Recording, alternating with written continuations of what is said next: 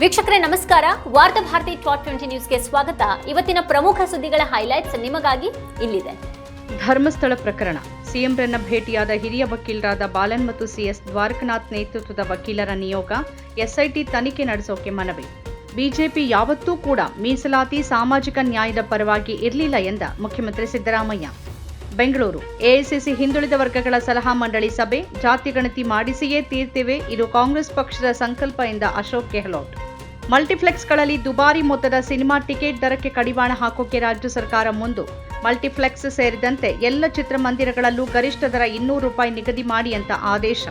ಕುಂದಾಪುರದ ಗಂಗೊಳ್ಳಿ ದೋಣಿ ದುರಂತ. ಓರ್ವ ಮೀನುಗಾರನ ಮೃತದೇಹ ಪತ್ತೆ. ಇನ್ನಿಬ್ಬರಿಗಾಗಿ ಮುಂದುವರಿದ ಶೋಧ ಕಾರ್ಯ.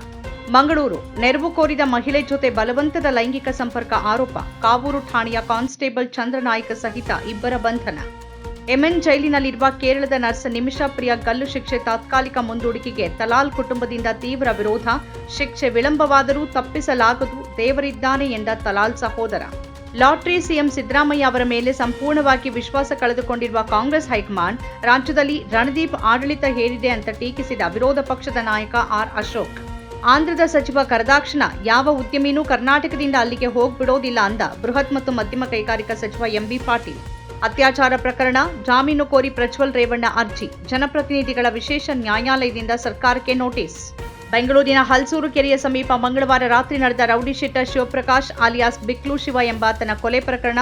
ಬಿಜೆಪಿ ಶಾಸಕ ಭೈರತಿ ಬಸವರಾಜ್ ಸಹಿತ 5 ವಿರುದ್ಧ ಎಫ್ಐಆರ್. ಕುಟುಂಬಸ್ಥರಿಂದಲೇ ಸರಪಳಿಯಲ್ಲಿ ಬಂಧಿಸಲ್ಪಟ್ಟಿದ್ದ ಮಾನಸಿಕ ಅಸ್ವಸ್ಥನ ರಕ್ಷಣೆ. ಉತ್ತರ ಕನ್ನಡದ ದಾಂಡೇಲಿ ತಾಲೂಕಿನ ಆಲೂರು ಗ್ರಾಮದಲ್ಲಿ ನಡೆದ ಘಟನೆ. ಅಶೋಕ ವಿಶ್ವವಿದ್ಯಾಲಯದ ಪ್ರಾಧ್ಯಾಪಕ ಅಲಿ ಖಾನ್ ಮಹಮ್ಮದಾಬಾದ್ ಜಾಮೀನು ಷರತ್ತನ್ನು ಸಡಿಲಗೊಳಿಸಿ ಎಸ್ಐಟಿಯ ಅತಿರೇಕದ ವರ್ತನೆಯನ್ನು ತರಾಟೆಗೆ ತೆಗೆದುಕೊಂಡ ಸುಪ್ರೀಂ ಕೋರ್ಟ್. ಸಂಸತ್ತಿನ ಮುಂಗಾರು ಅಧಿವೇಶನದಲ್ಲಿ ಜಮ್ಮು ಮತ್ತು ಕಾಶ್ಮೀರಕ್ಕೆ ರಾಜ್ಯ ಸ್ಥಾನಮಾನ ಮರುಸ್ಥಾಪಿಸುವ ಮಸೂದೆಯನ್ನು ಮಂಡಿಸಬೇಕು ಅಂತ ಪ್ರಧಾನಿ ಮೋದಿಗೆ ಪತ್ರ ಬರೆದ ಮಲ್ಲಿಕಾರ್ಜುನ್ ಖರ್ಗೆ ಮತ್ತು ರಾಹುಲ್ ಗಾಂಧಿ. ವಿದೇಶಾಂಗ ಸಚಿವರ ಚೀನಾ ಭೇಟಿಗೆ ಕಾಂಗ್ರೆಸ್ ಟೀಕೆ. ಜೈಶಂಕರ್ ಭಾರತದ ವಿದೇಶಾಂಗ ನೀತಿಯನ್ನು ನಾಶಗೊಳಿಸುತ್ತಿದ್ದಾರೆ ಎಂದ ರಾಹುಲ್ ಗಾಂಧಿ. ಪಹಲ್ಗಾಮ್ನಲ್ಲಿ ನಾಗರಿಕರ ಹತ್ಯೆ ಬಳಿಕ ಗಾಳಿಯಲ್ಲಿ ಗುಂಡು ಹಾರಿಸಿದ್ದ ಭಯೋತ್ಪಾದಕರು, ತನಿಖಾಧಿಕಾರಿಗಳಿಗೆ ತಿಳಿಸಿರುವ ಪ್ರತ್ಯಕ್ಷದರ್ಶಿ. ಮಧ್ಯಪ್ರದೇಶ. ಹೈಟೆನ್ಷನ್ ವಿದ್ಯುತ್ ತಂತಿ ಸ್ಪರ್ಶಿಸಿ ಅಸುನೀಗಿದ 6 ನವಿಲುಗಳು. ಕೊಲ್ಲಾಪುರಿ ಚಪ್ಪಲಿ ವಿನ್ಯಾಸ ನಕಲು ಪ್ರಕರಣ. ಮಹಾರಾಷ್ಟ್ರದ ಕೊಲ್ಲಾಪುರಕ್ಕೆ ಭೇಟಿ ನೀಡಿ ಕುಶಲಕರ್ಮಿಗಳನ್ನು ಭೇಟಿಯಾದ ಇಟಲಿಯ ಫ್ಯಾಷನ್ ಕಂಪನಿ ಪ್ರಾಡಾದ ತಾಂತ್ರಿಕ ತಂಡ. ಬ್ರಿಟನ್ನಲ್ಲಿ ರಕ್ಷಣಾ ಸಚಿವಾಲಯದ ದತ್ತಾಂಶ ಸೋರಿಕೆ. ರಹಸ್ಯವಾಗಿ ಸಾವಿರಾರು ಅಫ್ಘಾನಿಗಳ ಸ್ಥಳಾಂತರವಾಗಿದೆ ಅಂತ ದಾಖಲೆಗಳಿಂದ ಬಹಿರಂಗ. ರಷ್ಯಾದ ಮಾಸ್ಕೋ ಮೇಲೆ ದಾಳಿ ಮಾಡೋಕೆ ಸಾಧ್ಯವೇ ಅಂತ ಝೆಲೆನ್ಸ್ಕಿಗೆ ನೇರವಾಗಿ ಕೇಳಿದ ಅಮೆರಿಕ ಅಧ್ಯಕ್ಷ ಡೊನಾಲ್ಡ್ ಟ್ರಂಪ್. ರಷ್ಯಾ ಮೇಲಿನ ದಾಳಿಗೆ ನಾವು ಸಿದ್ಧ ಎಂದ ಉಕ್ರೇನ್ ಅಧ್ಯಕ್ಷ. ನಮ್ಮ ಕಾರ್ಯಕ್ರಮಗಳನ್ನ ನೀವು ನೋಡ್ತಾ ಇದ್ರೆ ನಮ್ಮ ಚಾನೆಲ್ ಅನ್ನ ಸಬ್ಸ್ಕ್ರೈಬ್ ಮಾಡಿ, ಪಕ್ಕದ ಬೆಲ್ ಐಕಾನ್ ಒತ್ತಿ ನಮ್ಮನ್ನ ಬೆಂಬಲಿಸಿ. ಹಾಗೆ ನಮ್ಮ ಕಾರ್ಯಕ್ರಮಗಳನ್ನ ಲೈಕ್ ಮಾಡಿ, ಕಮೆಂಟ್ ಮಾಡಿ, ಅದನ್ನ ಬೇರೆಯವರಿಗೂ ವಾಟ್ಸ್ಆಪ್ ಮೂಲಕ ಶೇರ್ ಮಾಡಿ.